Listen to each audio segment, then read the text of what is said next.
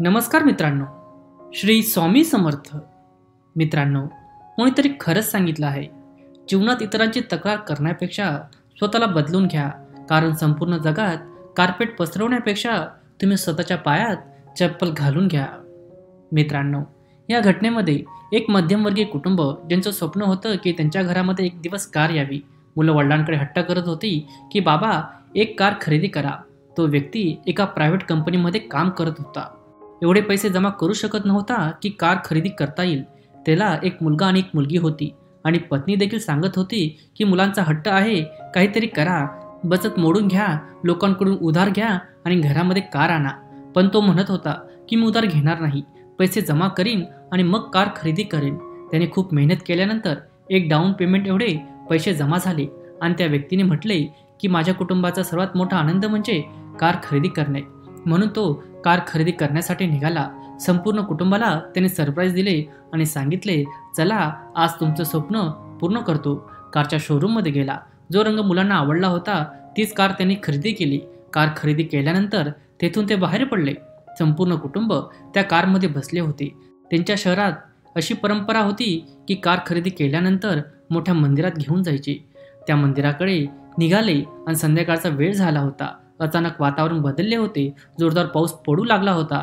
वारा जोरात वाहू लागला होता. रस्त्याच्या कडेला एका चौकात लाल सिग्नलवर ते थांबले होते. तेथे एक मोठे झाड होते आणि अचानक ते झाड त्यांच्या कारवर आदळले. जोरात आवाज झाला. लोक धावून आले वाचवण्यासाठी. चारही कुटुंबातील सदस्य सुरक्षित होते, पण कारचं बरंच नुकसान झालं होतं. जितके लोक आसपास होते ते सर्व म्हणत होते, अशी कशी कार खरेदी केली, किती खराब मुहूर्तावर ही कार खरेदी केली आहे.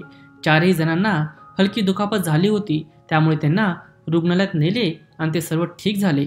आता घरातील मुलांना वाटत होते की वडील कार विकून टाकतील. पत्नीला देखील वाटत होते की ही कार विकून टाकावी, कारण कारचा विमा आहे, सर्व गोष्टी आहेत. त्या व्यक्तीने म्हटले की मी कार विकणार नाही, मी ही कार दुरुस्त करून घेईल, कंपनीमध्ये परत पाठवेल आणि रिपेअर करून घेईल. रिपेअर होऊन ती कार पुन्हा आली. त्या व्यक्तीने कुटुंबाला सांगितले की चला सर्वजण कारमध्ये बसून फिरून येऊ. घरातील लोकांना खूप घाबरं झालं आणि परत त्याच कारमध्ये बसले तर काय होईल.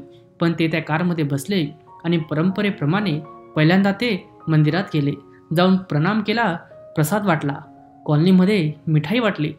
सर्व लोक म्हणू लागले, भाऊ तू ती कार दुरुस्त करून घेतली, तुम्ही ती कार विकून टाकायला हवी होती, इतका मोठा अपघात झाला होता. मित्रांनो, त्या व्यक्तीने जे म्हटले तेच या कथेचा सार आहे. या कारला मी कसे विकून टाकणार. या कारने संपूर्ण कुटुंबाचे रक्षण केले. त्या दिवशी आमच्यावर सर्वात मोठं संकट आलं होतं आणि ह्या कारनेच आमचे सर्वांचे जीव वाचवले. आज ज्याने आमचा जीव वाचवला आहे त्याला मी स्वतःपासून कधीही वेगळा होऊ देणार नाही. मित्रांनो, ही घटना खूप छोटी आहे, पण सांगते की जीवनात सारा खेळ दृष्टिकोनाचा आहे. जर तुम्ही विचार करत राहिला की सर्व काही अशुभ होत आहे, सर्व काही खराब होत आहे, तर खराबच होत राहील. आणि जर तुम्ही विचार करायला सुरुवात केली की जे काही झाले त्यात वरच्याचाच काहीतरी प्लॅन आहे, तर सर्व काही ठीक होईल. म्हणून त्याने असे केले आहे. तुम्हाला जीवनात उमेद दिसू लागेल आणि पॉझिटिव्हिटी दिसू लागेल. मित्रांनो, जाताना मी परत एकदा तेच सांगेल की आपल्या देवाच्या आशीर्वादाने, आपल्या परिवारासोबत आणि आपल्या मेहनतीने असं करून दाखवा की जगाला वाटेल करावं तुमच्यासारखं. धन्यवाद. जय जय राम कृष्ण हरी. श्री स्वामी समर्थ.